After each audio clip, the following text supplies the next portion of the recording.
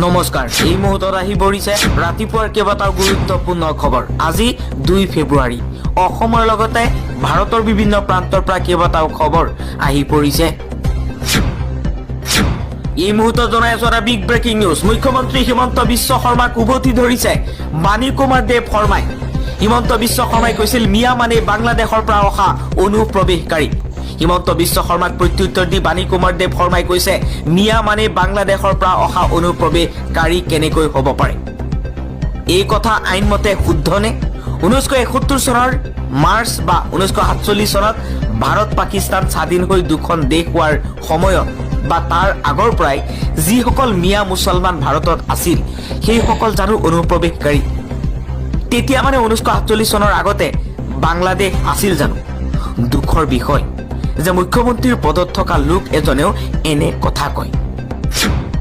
মুখ্যমন্ত্ৰী হিমন্ত বিশ্ব শৰ্মাৰ বিৰুদ্ধে সৰব হৈ পৰিছে সনাতনী সচেতন যুৱক।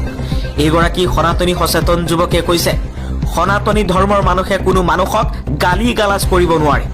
মুখ্যমন্ত্ৰী হিমন্ত বিশ্ব শৰ্মাই অসমৰ কাৰণে ভাল কৰিব নোৱাৰে তাৰ প্ৰমাণ হৈ গৈছে। কাৰণ মুখ্যমন্ত্ৰী হিমন্ত বিশ্ব শৰ্মাই অসমক ঋণত পেলাইছে, অসমৰ পৰা মিয়াক উচ্ছেদ কৰিছে, মিয়াক খেদিলে। কিন্তু মানুহবোৰ কলৈ গ'ল? বাংলাদেশলৈ গ'লনে? গো মাংসৰ বিক্ৰীৰ ক্ষেত্ৰত ভাৰত 1 নম্বৰত আছে। সেয়া কেনেকৈ হ'ল? যদি ভাৰতবৰ্ষ সনাতনী ৰাষ্ট্ৰ, গো মাংসৰ বিক্ৰীৰ ক্ষেত্ৰত ভাৰত 1 নম্বৰ কেনেকৈ হ'ল? এগৰাকী সচেতন যুৱক ত্ৰিদীপ কলিতাই মুখ্যমন্ত্ৰী হিমন্ত বিশ্ব শৰ্মাক উভতি ধৰি এই মন্তব্য কৰিছে। মিয়া মুছলমানক লৈ এইবাৰ সৰব হৈ পৰিছে আমছু নেতা আইনুদ্দিন আহমেদ। আইনুদ্দিন আহমেদে কৈছে মিয়া হৈছে বৃহত্তৰ অসমীয়া জাতিৰ অংশ। আমি অসমীয়া হৈ আছো আৰু আজীৱন অসমীয়া হৈ থাকিম, ই চিৰ সত্য। তাত হিমন্ত বিশ্ব শৰ্মাৰ কোনো প্ৰমাণ পত্ৰ নালাগে, প্ৰয়োজন নাই। আইনুদ্দিন আহমেদে কৈছে অসম কাৰোবাৰ ব্যক্তিগত সম্পত্তি নহয়। অসমৰ মিয়া মুছলমানসকলক নিঃশেষ কৰা অসম্ভৱ আৰু নোৱাৰে। হিমন্ত বিশ্ব শৰ্মা ডাঙৰীয়া, আমি কাপুৰুষ নহয়, আপোনাৰ ভয় আৰু ভাবুকি।